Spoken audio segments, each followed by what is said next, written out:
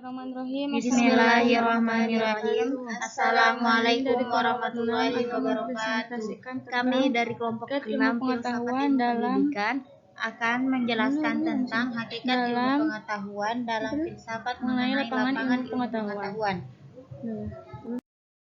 Oke, presentasi kali ini kami akan membahas dengan beberapa poin. Yang pertama adalah pengertian ilmu pengetahuan. Yang kedua adalah macam-macam ilmu pengetahuan. Dan yang terakhir adalah klasifikasi ilmu pengetahuan. Saya Intan Kurniasi sebagai pembicara pertama akan menjelaskan tentang pengertian ilmu pengetahuan. Pengetahuan atau knowledge adalah hal tahu atau pemahaman akan sesuatu yang bersifat spontan tanpa mengetahui seluk-beluknya secara mendalam. Sedangkan ilmu pengetahuan atau sains adalah ilmu pengetahuan yang bersifat metodis, sistematis, dan logis. Apa sih yang dimaksud dengan metodis, sistematis, dan logis? Metodis maksudnya pengetahuan tersebut diperoleh dengan menggunakan cara kerja yang terperinci dan telah ditentukan sebelumnya. Sistematis maksudnya pengetahuan tersebut merupakan suatu keseluruhan yang mandiri dari hal-hal yang saling berhubungan sehingga dapat dipertanggungjawabkan. Sedangkan logis maksudnya proposisi atau pernyataan yang satu dengan yang lainnya mempunyai hubungan rasional sehingga dapat ditarik keputusan yang rasional pula. Sedangkan menurut Kamus Besar Bahasa Indonesia, arti ilmu pengetahuan adalah gabungan berbagai pengetahuan yang disusun secara logis dan bersistem dengan memperhitungkan sebab akibat. Oke, saya selaku pembicara kedua akan menjelaskan tentang macam-macam ilmu pengetahuan. Yang pertama, ilmu alamiah. Ilmu alamiah adalah ilmu yang mengkaji tentang keteraturan dalam alam semesta dengan menggunakan metode ilmiah seperti ilmu fisika, ilmu biologi, kimia, dan lain-lain. Ilmu alam atau ilmu pengetahuan alam adalah istilah yang digunakan yang tertuju pada rumpun ilmu di mana objeknya adalah benda-benda alam dengan hukum-hukum yang pasti dan umum, berlaku kapanpun dan dimanapun.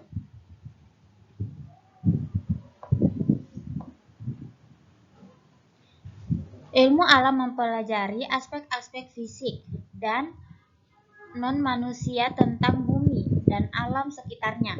Ilmu-ilmu alam membentuk landasan bagi ilmu tarapan. Yang keduanya dibedakan dari ilmu sosial, humaniora, teologi, dan seni.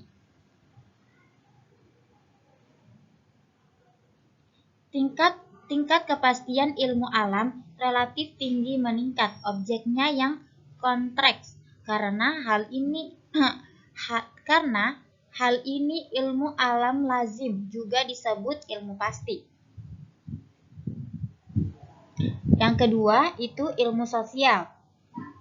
Ya, ilmu sosial ialah ilmu yang mengkaji tentang keteraturan dalam hubungan antara manusia satu dengan manusia yang lainnya, seperti ilmu sosiologi, ekonomi, dan antropologi. Pengertian ilmu sosial adalah sekelompok disiplin ilmu yang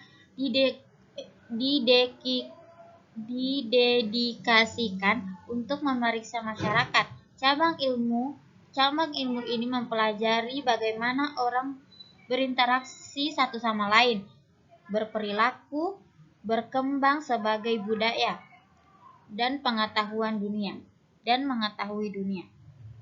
Ilmu sosial membantu menjelaskan cara kerja masyarakat, mengeksplorasi segala hal mulai dari memicu pertumbuhan ekonomi dan penyebab pengangguran hingga apa yang membuat orang bahagia. Ilmu sosial sebagai bidang studi yang terpisah dari ilmu pengetahuan alam yang mencakup topik-topik seperti fisika, biologi, dan kimia. Ilmu sosial meneliti hubungan antara individu dan masyarakat, serta perkembangan dan operasi masyarakat, belajar mempelajari dunia fisika. Sejarah juga kadang-kadang dianggap sebagai ilmu sosial, meskipun banyak sejarawan sering menganggap subjek memiliki hubungan yang lebih dekat dengan humaniora. Baik ilmu humaniora maupun ilmu sosial mempelajari manusia. Yang membedakan mereka adalah teknik. Humaniora dipandang lebih filosofis dan kurang ilmiah.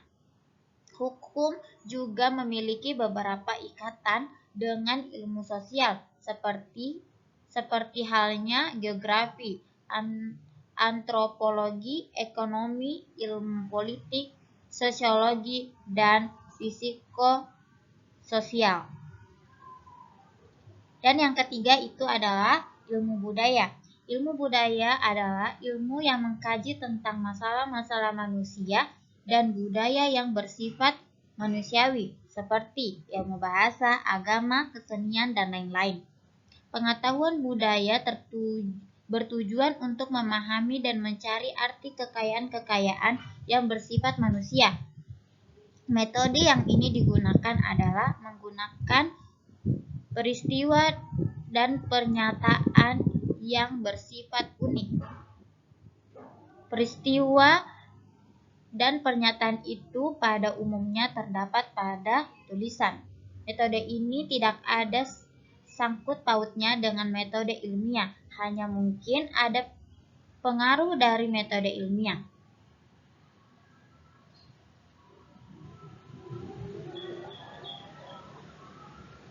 Ilmiah hanya mungkin ada pengaruh dari metode ilmiah. Pengetahuan di atas sebagai pengetahuan yang mencakup keahlian, seni dan filsafat.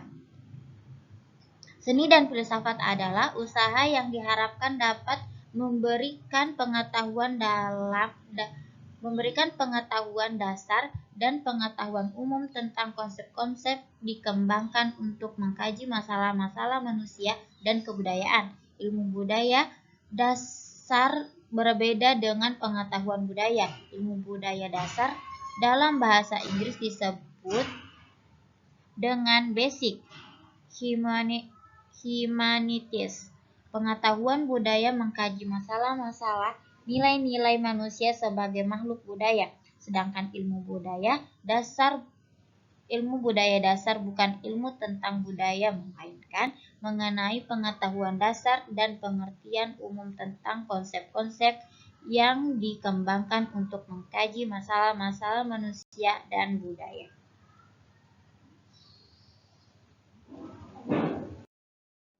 Oke, kali ini saya Devana Zulfa Maula sebagai pembicara ketiga akan menjelaskan tentang klasifikasi ilmu pengetahuan.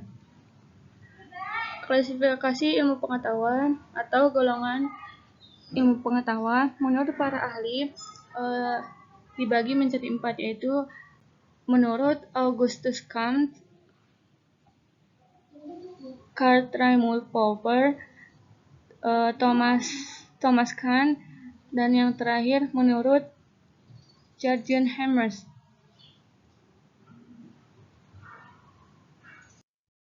Oke, yang pertama adalah klasifikasi ilmu pengetahuan menurut Augustus Comte. Pada dasarnya, penggolongan ilmu pengetahuan sejalan dengan sejarah ilmu pengetahuan itu sendiri, yang menunjukkan bahwa gejala-gejala dalam ilmu pengetahuan yang paling umum akan tampil terlebih dahulu, kemudian disusun dengan gejala-gejala pengetahuan yang semakin lama semakin rumit atau kompleks dan semakin konkret. Urutan dalam penggolongan ilmu pengetahuan menurut Augustus Comte adalah 1. Ilmu pasti atau matematika. Kedua adalah ilmu perbintangan atau astronomi. Yang ketiga adalah ilmu alam atau ilmu fisika. Yang keempat adalah ilmu kimia. Yang kelima adalah ilmu hayat atau fisiologi dan biologi. Dan yang terakhir adalah fisika sosial atau sosiologi. Nah, sedangkan klasifikasi ilmu pengetahuan menurut Karl Raimund Popper mengemukakan bahwa sistem ilmu pengetahuan manusia dapat dikelompokkan ke dalam 3 dunia, yaitu dunia pertama, kedua, dan ketiga. Popper menyatakan bahwa dunia satu merupakan kenyataan fisik dunia, sedangkan dunia kedua adalah kejadian dan kenyataan psikis dalam diri manusia.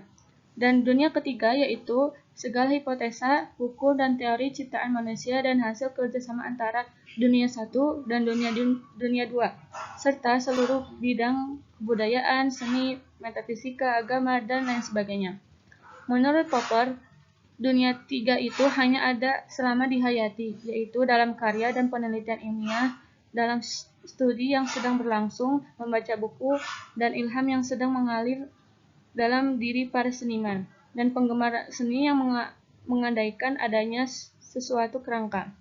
Sesudah penghayatan itu, semuanya langsung mengendap dalam bentuk fisik alat-alat ilmiah, buku-buku, karya seni, dan lain sebagainya. Semua itu merupakan bagian dari dunia satu. Dalam pergaulan manusia dengan sisa dunia tiga dalam dunia satu itu, maka dunia dua lah yang membuat manusia bisa membangkitkan kembali dan mengembangkan dunia tiga tersebut.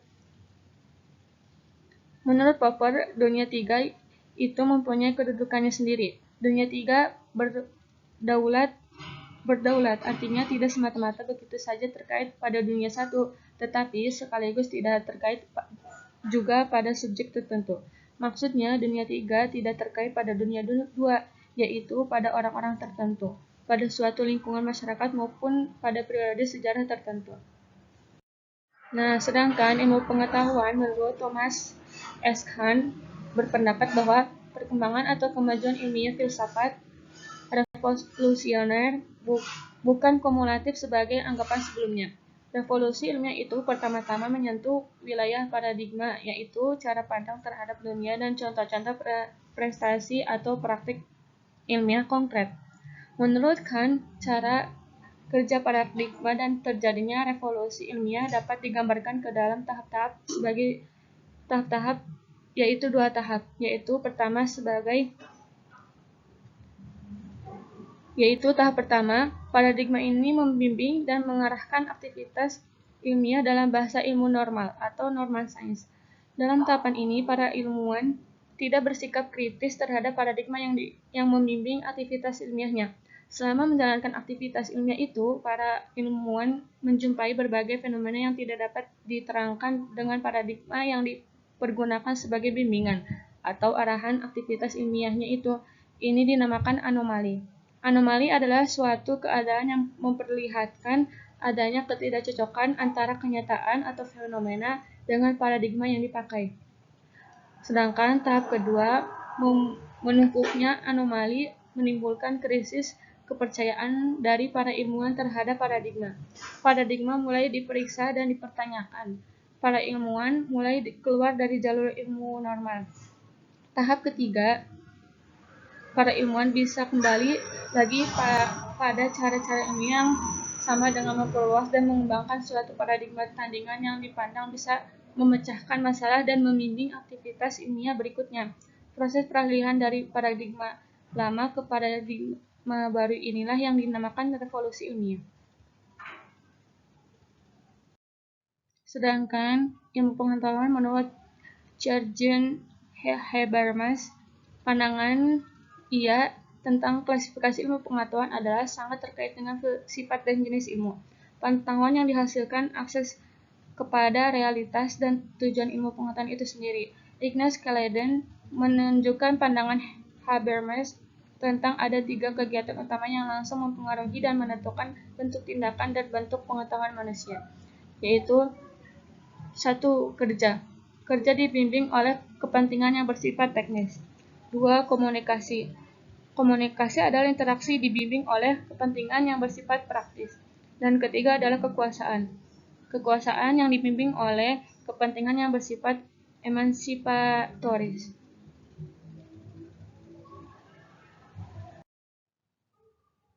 Oke, sekian dari presentasi dari kami kelompok 6. Semoga bermanfaat. Terima kasih atas perhatiannya. Wassalamualaikum warahmatullahi wabarakatuh.